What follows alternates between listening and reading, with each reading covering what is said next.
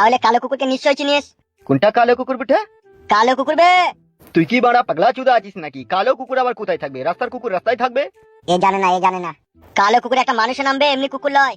ওটা আমি জানি না বুটে, তোমরা খুঁজে দেখো। চল, এইভাবে চিন্তা করে কি করবেন বলুন আপনি? আপনি নাকি আবার বলছেন আপনাকে একা যেতে। আপনি যদি আবার লোকজন নিয়ে যান তাহলে আপনার বউ ছেলেকে আবার মেরে দেবে। সুরের বাচ্চা খান কি ছেলে আমাকে কঠিন যন্ত্রণায় ফেললো রে বাঘের পুটকে। কালো কুকুরের কথা শুনে আমার মাথাটা ঝিমঝিম করছে। তাহলে আমাকে একা যেতে হবে রাত 12টার সময় কাঠখোলা বাগানে? আমরাও যাবো বড় ভাই, আমরা আশেপাশে দাঁড়িয়ে থাকবো। এখন তাহলে কি করবো রে বাঘের পুটকে? গোডাউনে যাওয়ার দরকার নেই, আপনি পার্টি অফিসে চলুন। পার্টি অফিসে গিয়ে একটু চিন্তা ভাবনা করবেন ঠান্ডা মাথায় কি করলে কি হবে। ঠিকই বলেছিস তো, কই চো। আসুন।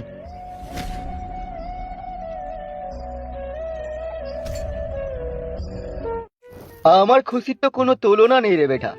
আমি তো দুনিয়াতে বেতাস বাচ্চার মতো বেঁচে আছি বেটা। লেকিন বেটা একটা টেনশন আমাকে ডুকরিয়ে ডুকরিয়ে মারছে।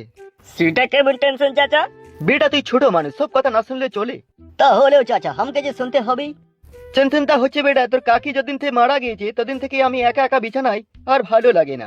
জীবনে কোনো সঙ্গী সাথী না থাকলে কি ভালো লাগে? আরে চাচা এই ব্যাপার আছে বটে, তো বিয়ে করে নাও। মনের কথাটা বলছিস রে বেটা, তোর হাতে কি কোনো মাইয়া আছে? একটা মাইয়া ছিল কাকা, কিন্তু দুবার বিয়ে হয়েছে। বয়স কত রে বেটা? বয়স আর কত হবে কাকা, 28। মালে দানা পড়ে যায়নি তো বেটা? দানা কি করে পড়বে, এই তো বিয়ে হয়ে কয়দিন সংসার বাতি করে তারপরে ওটা বাতিল হয়ে গিয়েছে। তো যোগাযোগ করে দেখ না কি কদর হয়।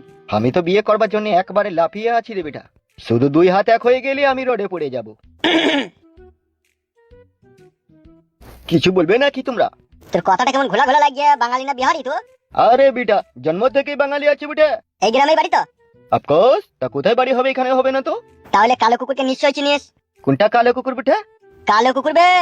তুই কি বাড়া পাগলা চুদা আছিস নাকি? কালো কুকুর আবার কোথায় থাকবে? রাস্তার কুকুর রাস্তায় থাকবে। এ জানে না কালো কুকুর একটা মানুষের নামবে, এমনি কুকুর লয়। ওটা আমি জানি না বুটে, তোমরা খুঁজে দেখো।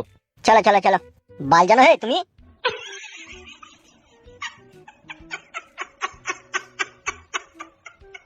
এই লেওড়া বেটারা কোত্থেকে আসে রে? সেটাই তো চাচা, আমাদের দুজনের মাঝে কথা বলছে, এসে কেমন উল্টে পাল্টা কথা বলে দিয়ে চলে গেলে বটে। এই লেওড়া বেটার জন্ম ঠিক নাই রে মনে হচ্ছে। ঠিকই বলছিস কাকা, চল। হ্যাঁ চলে আয়, না হলে আবার যে কোন পাগলা চোদার পাল্লাই পড়বো তা ভগবানই জানে। আমি ভাবছি বেটা জমি জায়গা বেচে দিয়ে শহরের দিকে চলে যাব। গ্রামের মানুষ আমাদেরকে ভালো চোখে দেখছে না, কু নজরে দেখছে। ঠিকই বলছিস চাচা, সব কিছু বেচে দে আর সোনা গাছি চো, ওখানে মাইয়া भी পাবি আর খাবারও পাবি। ওখানে কি ভালো ভালো মাইয়া আছে? अरे काका, सब की 16 साल की लड़की है वहाँ पर। চল সব কিছু বেচে দেব। একটা বিশাল বড় সর্বনাশ হয়ে গেছে কাকিমা। সর্বনাশ তো হবে, সেটা নতুন কথা কি? কাকা বাবু কোথায়? ওকে তোমরা আর এই ঝামেলার মধ্যে জড়িও না। আমার নাই চাই একটাই ভাতার, ও যদি মরে যায় তাহলে আমরা কাকে নিয়ে সংসার করব বলো? কাকিমা আপনি বুঝতে পারছেন না, 4-5 জনের জীবন জড়িয়ে আছে এখন এমএলএ সাহেবের হাতে। আমরা কি করব তাই বলো? তুমি কি চাও না তোমার জামাইকে বাঁচাইতে? হ্যাঁ, জামাইকে তো বাঁচাইতে চাই, তো কি করে করে বাঁচাবো? সেই জন্যই তো তোমাকে বলছি কাকা বাবু কোথায়। এই ছোড়া, তো দাদা কোথায় গেল রে? মারতে গেল। কখন আইবি কি কিছু বলি গেছে তোকে? হ্যাঁ বলি যে তুমি জামাই চলে আইবেন, আমি বলি যে তাহলে একটু বসো, শাশুক। কাকা বাবু না আইলে কোনো কাজই হবে না।